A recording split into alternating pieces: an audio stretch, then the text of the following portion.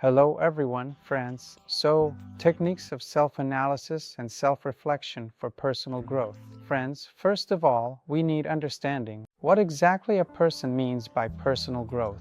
Indeed, there are a large number of personal growth workshops, self-development trainings, and so on. And as they say, everyone has their own approach. In other words, one needs to strengthen and enhance their personality, acquiring certain skills to do so. This is all great. But most importantly, always remember what you are doing in life. There is so much to do, so much of everything. My eyes are wandering. I want it all at once, especially with these trendy social media. Attention is the very criterion, the essential key that can help you comprehend and understand yourself. In other words, you need to learn to manage your attention effectively. In other words, one of the key mechanisms of self-development, in my opinion, is the manipulation of one's own attention. That is, understanding where it is right now. If a person has not engaged in this at all, then they are likely completely robotic, meaning their attention jumps around like a wild monkey, grabbing everything indiscriminately it is scattered, lacking a clear and specific focus. Even if a person has learned to focus on something and can hold their attention for a while, it is important to understand that this is great and can be beneficial for business. However, in order to truly engage in self-development and work on oneself, one needs to learn to direct their attention towards themselves. Focusing attention on oneself, yes, this is also such an abstract thing. Yes, that even if we take the physical body, well, a person is large. They have, in fact, a left leg, a right leg, a left arm, a right arm, a torso, and a head. It's easy to get lost here, hard to focus with so much happening. That is, you begin to understand that there are energy centers, and by maintaining your focus of attention on them, some kind of activation occurs because your attention is there. Whether it is the lower dantian, the middle dantian, or the upper dantian, we first become aware of these three volumes, these three centers. Then we can hold more attention on the 7 chakras, for example, as well as the central channel. That is, if you can maintain your attention on the central channel. If you can pull back with your attention and observe yourself in volume, attention becomes a kind of field, not a beam that focuses, but a field structure. This makes everything much more interesting because in some places this field is uneven. In some areas it has tension, and in others it is dispersed, so there is already something to play with. You start to look here, and it flows there. In other words, you can already move energy inside and redistribute it with intention, attention, breathing, and qigong on one's own energy within their field structure. These are already like basic initial practices of energy work. That is, through the light of your consciousness. By focusing your attention within yourself, you begin to bring order, illuminating those muscle tensions and spasms with light. Well, at first it's all like that, and then you start working with the field structure. Then you see how the work of the field structure relates to the actual state of the muscles. Boring. Why do I need this? Just to watch something and sit with my attention. For hours, yes, to observe the position of the body, the breathing. And then you need to understand that no one is giving you any guarantees, that you can sit there, smile, and everything will be wonderful. That is, as it turns out, there are indeed a large number of energy information damages. Yes, if the informational damage is prioritized by a consciousness that is higher than yours, then your consciousness justifies it with its own psychological trauma, of course. In other words, there is an introduction of a certain irritating factor, and you adapt your own feelings to it, whether it's grievances, disappointments, or a sense of security. That is, in essence, each person has their own body of mind, and in their own unique way, depending on the state of this body of mind. By looking at where the localization of this issue is, we can clearly say, at this specific point in time, that this person is actually thinking about these things, focused on what is going through their mind in particular, and that's all there is to it, and nothing more. In other words, no matter where you take him, to any company, he will still say the same thing. He will talk about himself, about these stuck psychological traumas that are currently relevant to him. We see them in the body of the mind. We see how a person verbalizes them. He will create seemingly random situations around himself that will awaken him based on these psychological traumas. And if he consciously engages in the process of accepting what the universe is showing him, look here, can unpack and release certain things. But again, you see, the secondary gain, compensatory tensions, are likely to all come back around.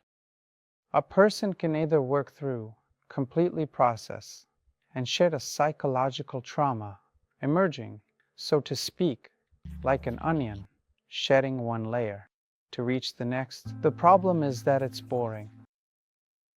That is, I pause for a second and a half. Most people will say he is silent, thinking there. I find that this is not really very interesting at all. As you can see, this subpersonality created by someone. An interesting point will indeed come up.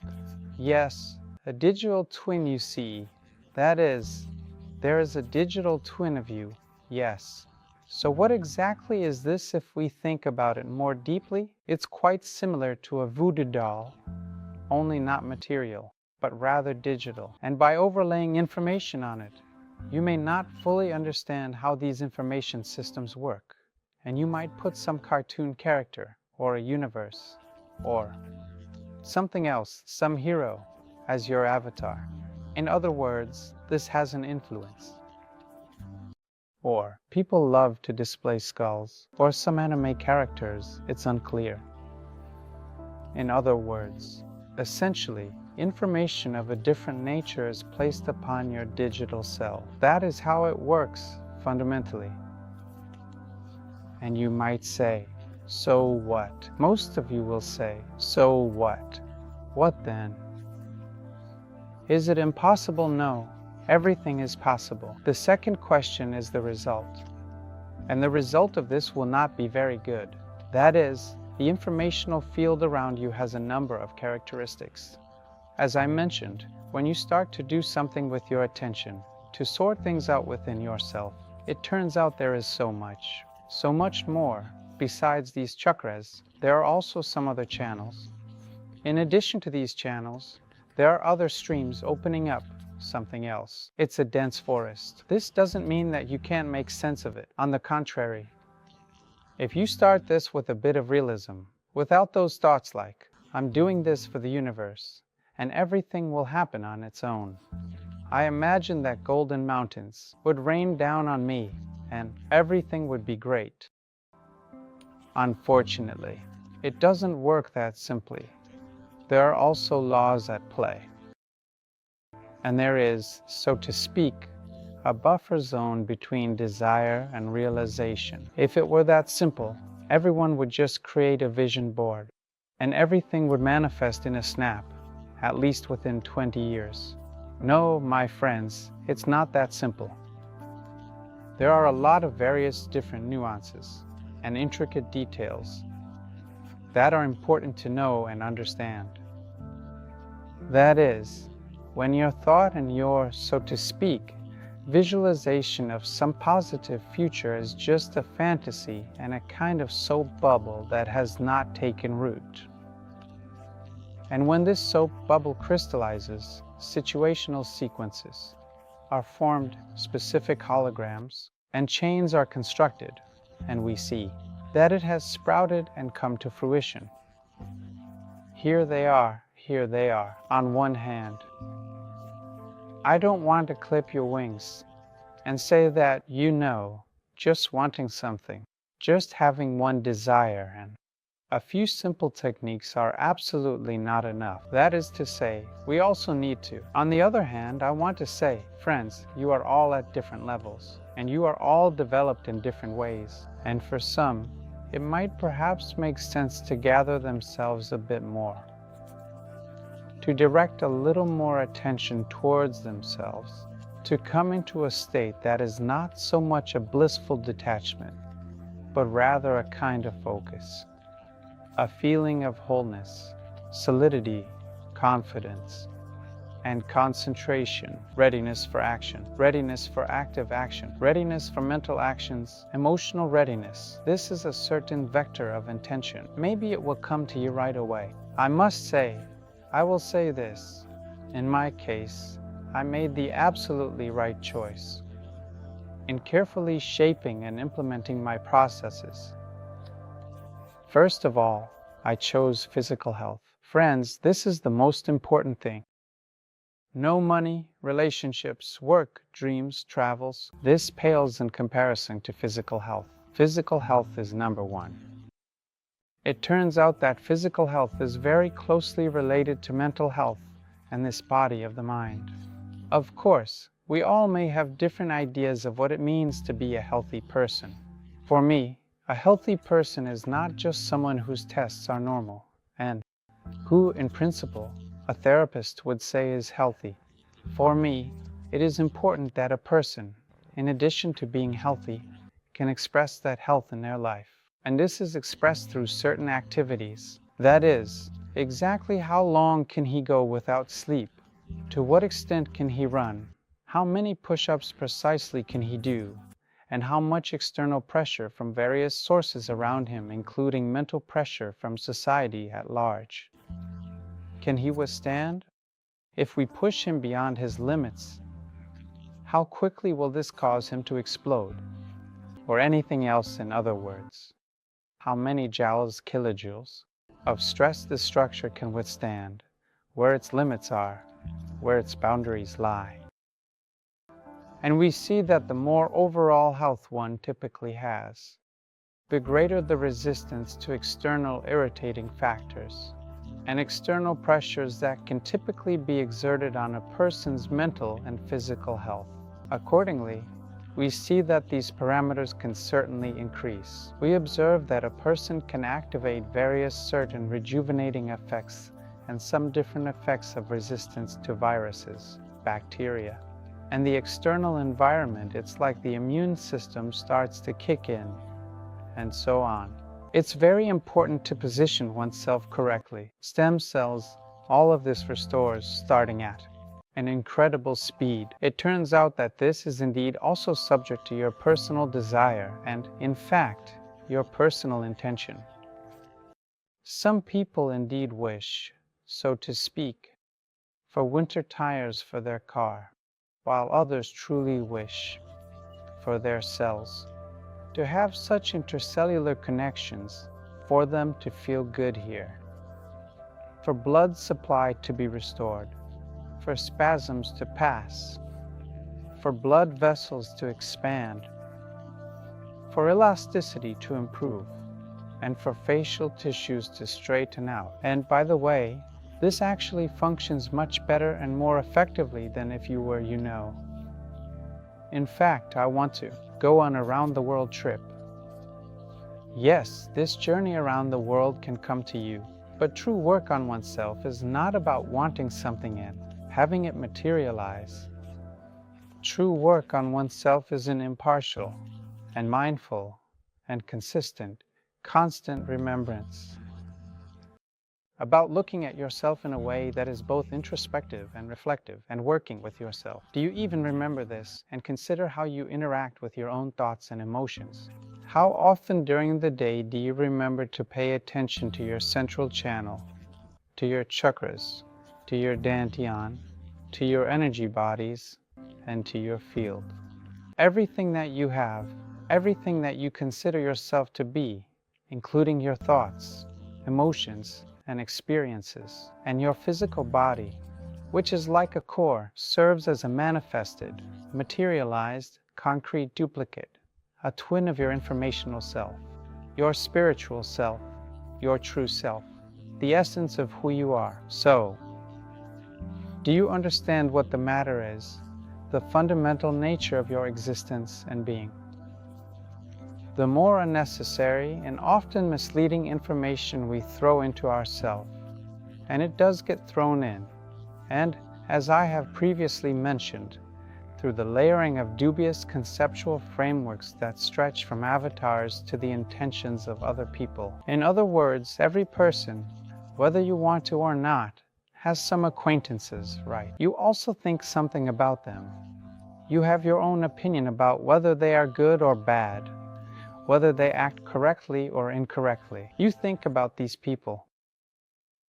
Reality has shown that these ideas have a strong influence and even define a person. In other words, what other people think of you defines you in its own way. Accordingly, if you know how and which mechanisms and strategies can help you work with the energy and information that comes to you from the surrounding environment in various ways, well, that's one thing. It's another thing if you don't know it all. Everything seems to come naturally to you. The universe is wise. It decides everything. I will just go with the flow and let it guide me. In the wind, a good tactic, wonderful, but in its own way somewhat vulnerable. Yes, somewhat vulnerable. That is, you need to understand what flow is. Learn to activate the flow and enter the flow. However, if you dissolve in the flow, sitting in it like frogs in a swamp, making noise, that is a good level too, but it is not enough to say that you are truly doing conscious work on yourself. In other words, it is still necessary to conduct an analysis. It is important to understand specifically what we are looking at within our structure at this moment. Is it good or bad? Does it help you or not? Let's put it this way. For me, what is good is what makes my body healthier, and what is bad is what destroys it. In my opinion, it makes sense, friends. It's just simple and logical. And if there's a process that is destructive, I noticed that this is a great friendship, pleasant, and it was just wow, back in those years, I remember. You get very emotionally involved with each other, like all best buddies. But when you look at it, it's destructive. You start to. Something has changed completely. You don't come around to see the guys there. And you really start to understand the truth, and life changes. So you understand, right? You just left a company where you were drawn into certain types of communication. We just stepped back. Of course, yes. Everyone definitely needs friends.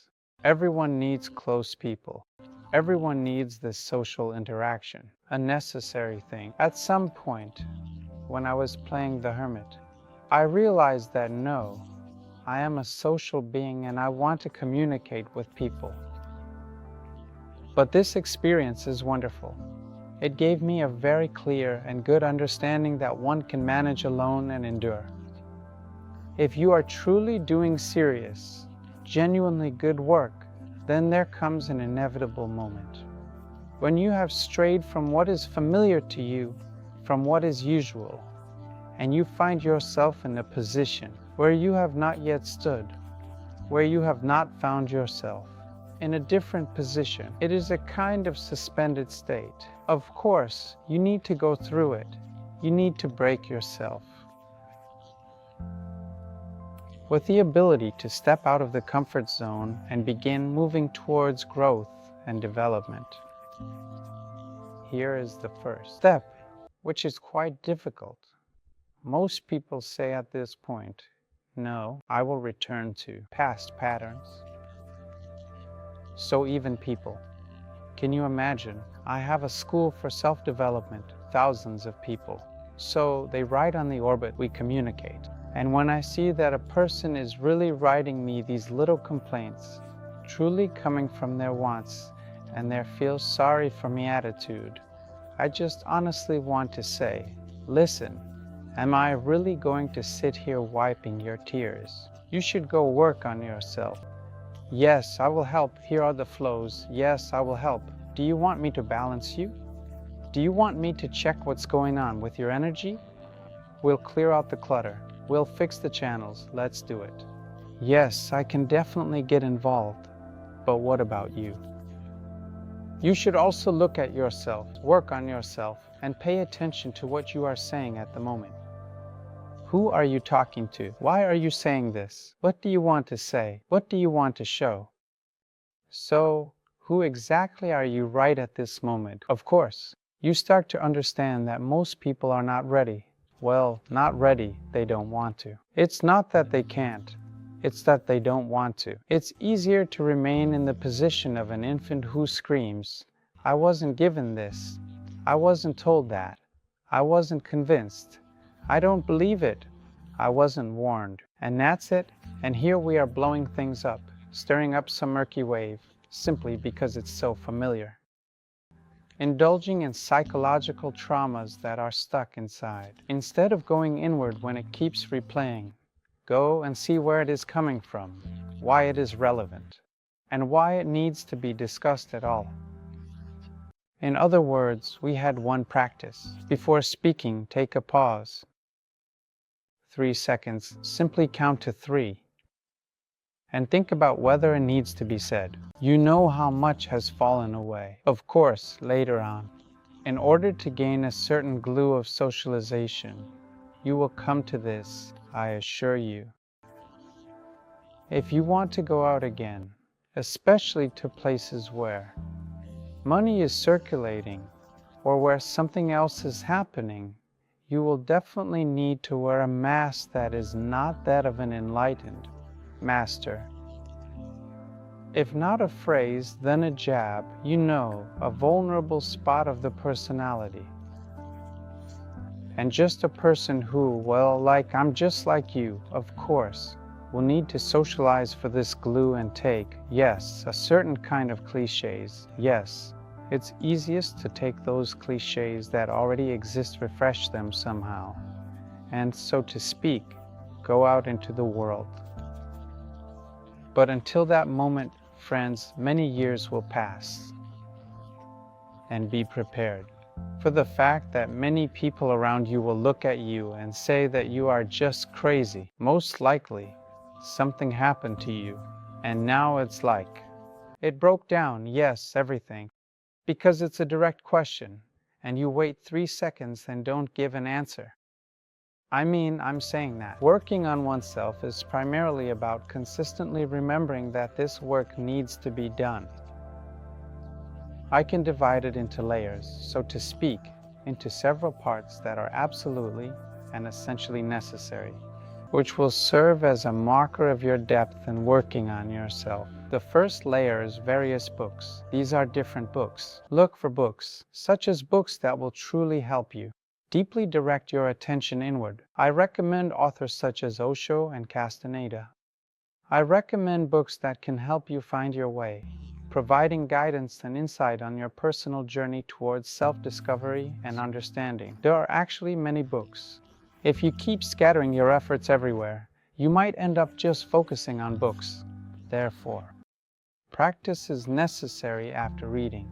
If practice is difficult, the meaning of your reading kind of gets lost. You receive some information, and you just chew on it like that. They threw it away, chewed it, and threw it away again, chewed it, and nothing happens. If nothing happens, it feels like frustration. Why are you doing this? What's the point? Practice is essential after reading the books. The practice can consist of several parts. You can try, as Castaneda said, to tense your fists, look at your hands, or do something else. This all, of course, creates interesting special effects and so on. But in reality, in order for the cuckoo not to fly away, but rather to help bear the burden, to assist you in navigating life, to orient yourself within, and to not be detached, but instead to be engaged. If a person didn't know that you were involved in energy work and practice, they wouldn't even think about it from the outside. You are active, You succeed in everything. You have a business, finances, and more. Of course, this needs to be achieved through practice and self-work. But overall, I believe it should look exactly like this. And this practice, as I say, the practice of self-observation in this work on oneself implies that you start to communicate with people who are also immersed in the practice. That is, a kind of Sangha, a community, as Buddha said. Yes, the Sangha has a very strong influence. If you communicate with people who are, not, or you might even talk, but they laugh at you, which means they don't take you seriously, and consider your idea to be nonsense. This is one community, and one will work on themselves. Another will work on themselves when you come into a company of people who are like-minded. They too are working on themselves. Look, we have the first layer of the book, the second layer of self-work, and the third layer of self-work with like-minded individuals. And the most important thing in all this work, friends, is indeed the Master, the one who truly guides you, the one who can really mend the torn subtle structures, who can indeed remove external influences, who can truly restore the shells, truly restore the chakras, who can truly take and correct your structure, take and tune the guitar, meaning he knows how it sounds. He knows what is wrong just by its appearance. Taking one chord, and he takes it and makes it right. Sounding real, indeed, then it absolutely gives you the opportunity to learn how to play it. That is, if the guitar is out of tune, all your chords will initially sound wrong, and only someone who knows how to tune it can do so. By itself, it will not tune in, and those who cannot tune it will just make noise, but it will not resonate beautifully. Then, after many years of training and working on oneself, with various practices, you naturally have to experience and endure all this shock therapy first, breathe, stand on sharp nails, engage in some seemingly nonsensical activities, yes, and only after you have had enough of what is abundant, everywhere, presented to you in such a beautiful wrapper, will you begin to focus your attention less and less on that wrapper and more into the profound depth. This is because you will acquire a significant amount of depth in understanding yourself after certain, tantric practices or some other deep practices that will allow you to delve deeper into your sensations, into the understanding that there is indeed an energetic field that surrounds us, and this field profoundly influences your overall state, your mood, and everything else. And then it will turn out that you can still manipulate in some way. But one thing is to move raw energies. Another thing is to work with certain frequencies and channels, to move and structure them in some way. And then the understanding begins that there are other levels. And it turns out there are many levels. So we have organized things here, but we haven't organized them there. So during the day you got everything in order, you went to bed, in the morning you wake up. Everything is broken. Why? Consciousness was absent. There was a different level of loading, and it destroyed everything you were building there in the astral. And you are smiling again. Everything is set up again. Everything is clean. You are doing well. And by the evening, you are simply in the best, most wonderful state. It would be great if it were always like this, filled with good energy. It's a mess. Why? Because there's another level not aware of. Does not see, and it's chaotic there. There are some blobs hanging around that load and destroy everything. We need to move to a new level. But how? A master is indeed needed. Someone who can truly show the work at a different level. And then what? And then more. In other words, without that person who has figured things out, who understands, and who cannot just tell but show. Look, this is it. This is how it is. We do it this way, and we get this result. This is how it works. And yes, there is a possibility to reach this level as well. If there is no master without a master, friends. Of course, according to the writings, the masters learned and simply matured. But where are these masters, friends, and where are you? You are most likely still scrolling through your phone right now. Consequently, you are in the process of losing consciousness, losing your own control, and losing awareness. That the work on oneself should indeed be ongoing, 24 hours a day. Come join us for retreats, friends, take our courses, and I will tell you everything. Light and love